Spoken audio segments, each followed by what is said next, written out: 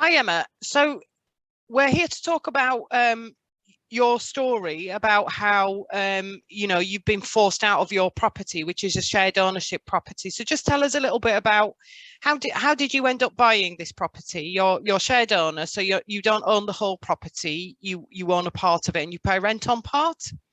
Yeah. 15 years ago, there was a new build that went up within where I live. Decided that I'd go and have a look to try and get onto the property ladder. And this was obviously the easy, affordable option that the government was advertising hugely back 15 years ago. Went to look around one of the properties, really liked it, and decided to go into joint ownership, that was the thing for me to do. So, and who is your landlord, Emma?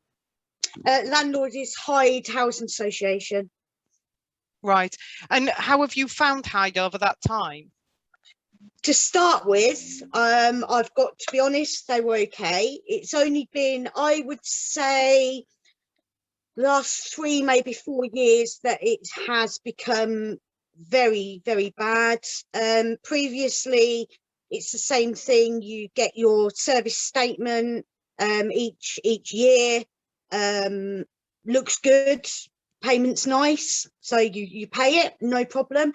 And I would say, yeah, from about 2018, 2018, it's just gone where it goes a little bit unaffordable, but you still carry on, but it just goes up and up each year. I think from my statements, my rent goes up by 3% every year. And then obviously your service charge, 9 times out of 10, that's going up, and you're getting deficits each year. So it's not the rent that's been a problem for you, is it, financially, that's caused financial hardship for you? It's not been the rents, has it? No, I mean, talking figures, I don't mind. The rent is only £99. A month, sorry, yeah. Sorry. The service charge currently is £99. And I think it's about £200 for the rent, but you expect that because it's a large amount of money that you're paying rent onto, but that does go up each year. I think when I first moved into the property 15 years ago, the whole of my outgoings for rent, service charge and mortgage was in the region of £450 Per which month, is was that? per month, yeah, which is a nice amount. It's now just for those 3 bills up to £950. Wow. And that's mainly been a rise in the service charges, not a rise in the rents. The rents only go up by a certain amount, but the service charges, there's no controls over them at all, is there? No, by how much they can increase them. No, there's no control. I mean, so some of the stuff like an electric bill for the communal areas, we have 6 lights. They've had a deficit, not the full amount for the year. We've already paid for the year, and the deficit they're saying is £1,400. So this is money they come back for afterwards, after you pay the original through the year, but then at the end of the year they'll say, oh, but you've underpaid on this, so we're going, you have to top it up, and the top up amount this time is £1,400. So that's just the top up amount. But how can they run up? I mean, even a service charge bill of £1,400 for communal electricity for lights, just lights that just go on, as people walk past them, how can that end up as £1,400? They don't even go on as people walk past them. They're on a timer. So when it gets dark outside, the lights come on. So it might be really dark in our communal area, but if it's light outside, the lights don't come on. Yeah. So they're on by, I don't know, at the moment, with it getting darker, they're on by about sort of 7 o'clock, but then they're off again by 7 o'clock in the morning. So they are on constantly for that 12 hours, but in the summer months, they don't come on till 10 o'clock. And we've just gone through the summer months. Yeah. So they haven't been coming on till 10, but I should think they're off at about sort of 6 o'clock in the morning. Yeah.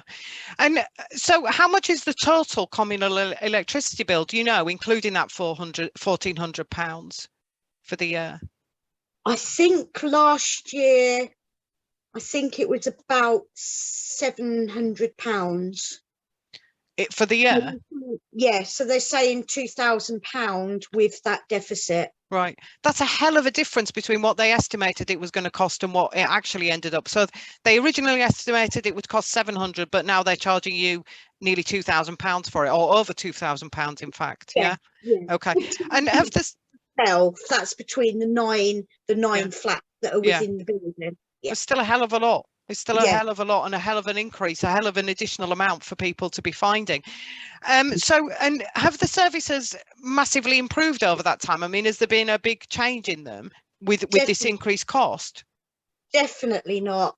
Cleaning, for example, all through lockdown, we didn't have anybody do the cleaning. However, we were still paying for it. I've been trying for over a year to get a refund on the 6 months from last year that we received no cleaning through the lockdown. They then came in April this year, from sort of last year. They came one day in April, and then they didn't come out again till probably about 2 weeks ago. But the guy that was doing the cleaning reckons that he comes every 2 weeks. But we're still paying. We're still paying for that service, and we're not receiving the service. Wow. And they're not responding when you try and tell them that. They're not taking any notice of that, but they are pursuing you for the rent and the service charges.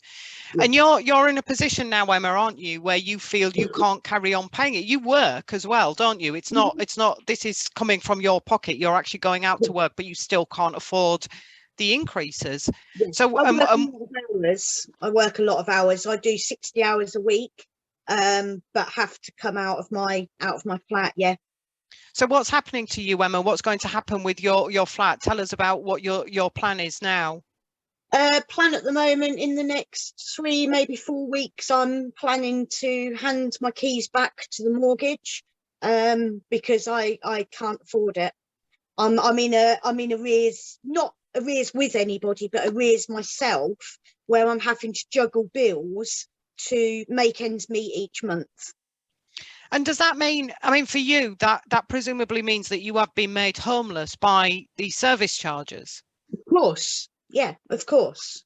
And you're getting no help with this? You've told them this, and they're not doing anything to support you or help you? No, I mean, the beginning part of the year, I had to isolate for 6 weeks. So I phoned my mortgage up. They were fine with it. No problem, Emma, we'll put you on a holiday. Phoned Hyde up, and the first thing they said is, I trust we'll still be paid. God almighty. So what would you say to people thinking about getting, first of all, shared ownership? What would you say to people about that? I'm not saying don't go with shared ownership, but just be careful who you do it through. I think on the surface, shared ownership is a really good idea. However, I wouldn't do it with Hyde again. I'd never do it with Hyde, but I would really do my homework before you go into it.